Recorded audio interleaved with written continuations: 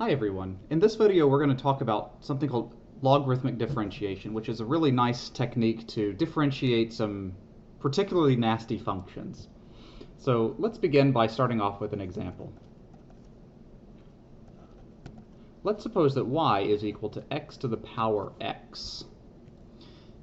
And we want to find dy dx. Yeah? And I know what you're thinking. You say, boy, gee, howdy, this is not amenable to any of our current techniques, right? It's not x to a fixed constant power n, so we cannot use the power rule. It is not equal to b to the power x, so we can't use the technique that we developed in the exponential derivatives video, or the derivatives of exponential functions video, because I have a variable to a variable power, a function to a function value. So the trick here is going to be to take the natural log of both sides. And this is called logarithmic differentiation. Take the natural log of both sides. And with this, we're now going to exploit our logarithm properties. Remember, what's the log of something to a power? The power comes down, and the logarithm turns this it turns exponentiation into multiplication, right? And that's super nice for us, it turns out. How do we differentiate this now? How can we now find dy dx? Just differentiate both sides with respect to x, and we'll need implicit differentiation. So go ahead and pause the video. Try to do this yourself. Alright, so the derivative of the left-hand side is what? The derivative of natural log of stuff is 1 over stuff, times the derivative of what's inside, which is dy dx. And how do we differentiate the right-hand side? We need the product rule. And the derivative of x ln x is the first times the derivative of the second plus the second times the derivative of the first, which is 1. And now we want to solve, of course, for dy dx. How do we do that? Multiply both sides by y. So we get dy dx is equal to y times 1 plus the natural log of x. Right? Because x times 1 over x is 1. Whenever x is not 0, right, which we can't have x be 0 due to this natural log, so the domains are still the same. But what's y equal to? I know that y is also equal to x to the x, so I can go back to all x's by saying that dy dx is equal to x to the power x times 1 plus the natural log of x. And that's not so bad, is it? Let's do another example.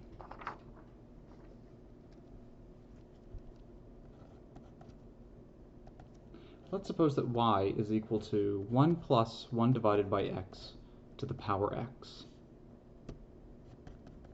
Find dy dx. Pause the video. Try to do this yourself. You have all the tools that you need.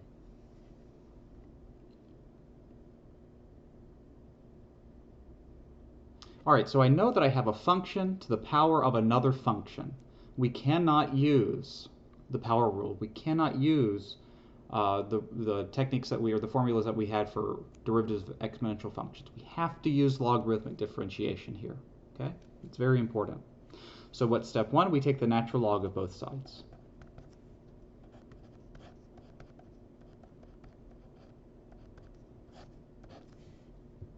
What does the log do to exponents? It brings it down as multiplication.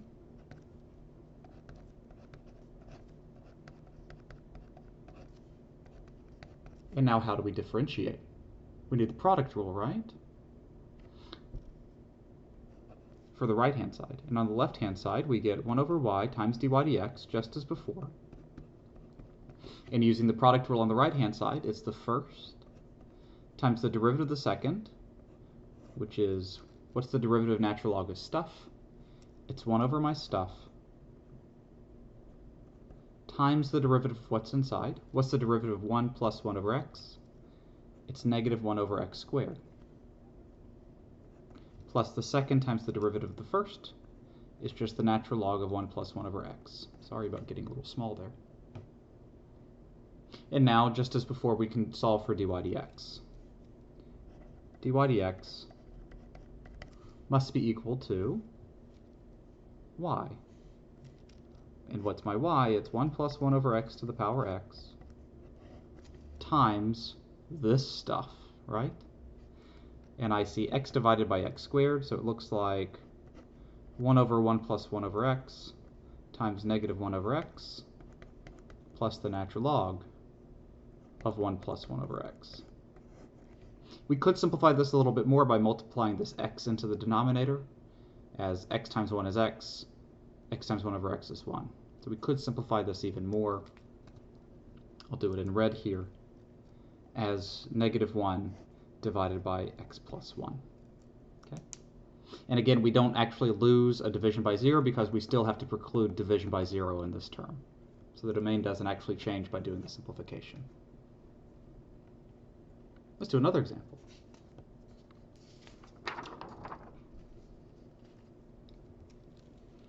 Suppose that y is equal to x to the power 2 to the power x. Find dy dx. Pause the video, give it a shot.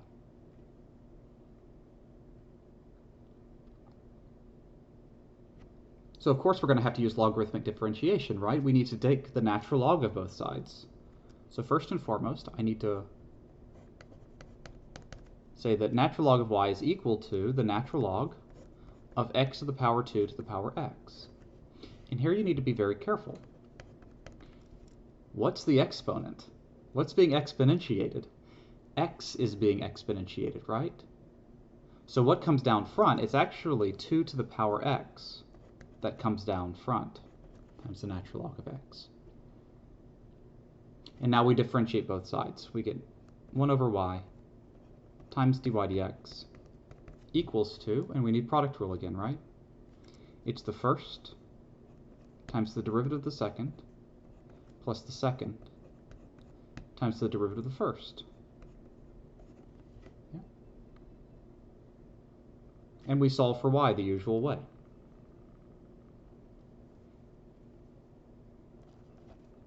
Or dy dx, sorry. We say that dy dx is equal to y, which is x to the 2 to the x. Yeah, because I multiply both sides by y, but y is equal to x to the power 2 to the power x. And what's left over here? 2 to the x divided by x plus natural log of x times 2 to the x natural log of 2. Yeah, and that's not so painful. Let's do another example.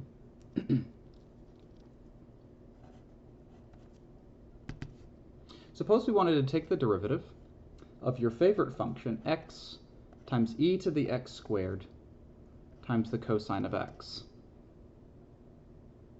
And I know what you're thinking. It's not a function to a power function. I know how to take the derivative of this. I know how to take the derivative of e to the x squared, and I know how to take the derivative of cosine of x. Shouldn't I just do product rule? And the answer is sure you could, right? But here in my product rule, I have the product of 3 functions. So what would we need to do? Let's look at that. Let's group, right? If I did product rule, it would be the first times the derivative of the second. And how would we take the derivative of e to the x squared times cosine x? You'd need product rule again. Yeah?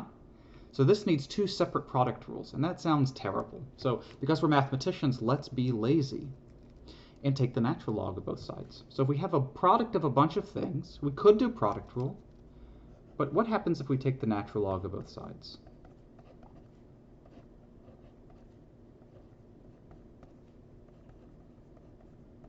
What happens?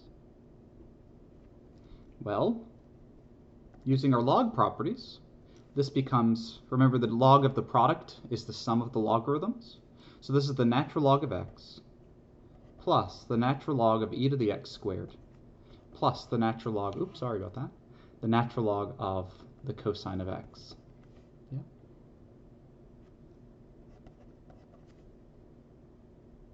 And one of these things gets really nice. What's the natural log of e to the x squared? That's just x squared. Yeah. And now we can differentiate this. So we get that 1 over y dy dx equals to the derivative of natural log of x is 1 over x, plus 2x, plus 1 over cosine x, times the derivative of what's inside, which is negative sine of x. Yeah. And let's solve for dy dx. dy dx now is equal to y, where y is this thing, x e to the x squared times cosine of x, times this quantity, which is 1 over x plus 2x minus sine over cosine is tangent of x. And that's super nice. Yeah, and that's really easy. Really, really easy. The usefulness of this technique is even more stark whenever the problems get even better. Yeah, even better. Let's do another example. Suppose we have y equals to the cubed root of e to the x times the arcsecant of x divided by x plus the sine of x. Everybody's favorite function, right? Find dy dx. Pause the video, try this yourself. Take the natural log of both sides. Could you do it without logarithmic differentiation? Yeah, of course. Do you really want to, though? Absolutely not. This is terrible. Yeah. So try it yourself. See if you can get it.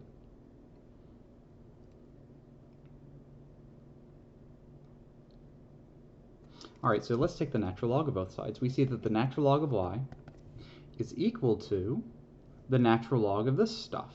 And I know that the cubed root is to the power 1/3. So I'm going to save myself a step and just write it as 1/3 times the natural log of e to the x arcsecant x divided by x plus the sine of x. Okay? And already we're happier because that cubed root has now just become multiplication by a nice number, 1/3. Yeah? Now I have the product up. I have a product up top and I have a division, right? So whenever we use our log properties, it becomes 1/3 times the natural log of e to the x plus, I'll keep it out here, the natural log of arcsecant of x minus the natural log of x plus sine x. Yeah.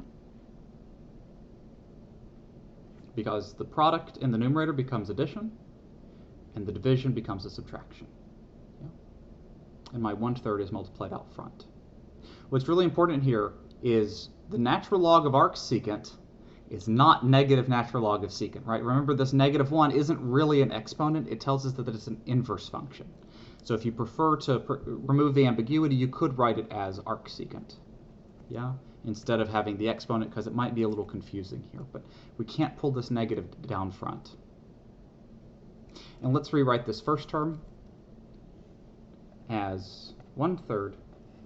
What's natural log of e to the x? That's just x plus the natural log of arcsecant x minus the natural log of x plus sine x. And now we're ready to take a derivative, aren't we?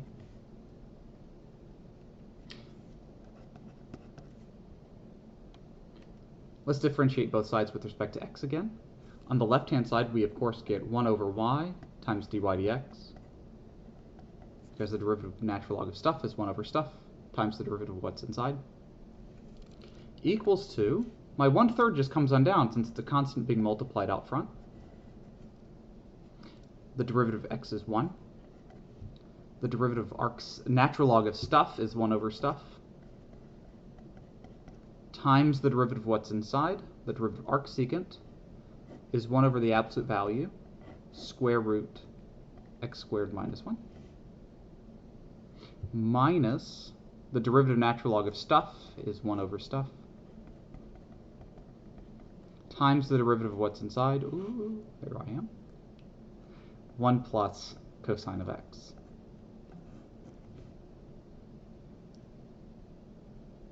How do we now solve for dy dx? We just multiply both sides by y again, right? And because I'm going to be a little lazy here if you don't mind, I'm going to multiply both sides by y, so I'll just kind of cancel this out. and I'll put my y right there. Yeah. And what is y? Of course, y is the original quantity that we started with. All right, guys, I hope that this helps. So this is a really good technique. Again, what does it allow us to do? It allows us to differentiate functions raised to the power of other functions, which is super useful for us. And just remember, for this case, you cannot use the power rule, and you cannot treat it as an exponential function, right? Because it's a function to a power of a function. So we need logarithmic differentiation. And it's also helpful whenever we could use our old techniques, but we really don't want to, because logarithms break everything down into sums and differences of nicer, easier functions. Okay? All right, if you have any questions, feel free to reach out to me via email, or we can set up a time to Zoom. As a friendly reminder, we have our first exam, now that we're doing distance learning, is on Thursday evening at 7 o'clock, so be sure to join on Wednesday during office hours, and I look forward to all of your questions. Thanks so much.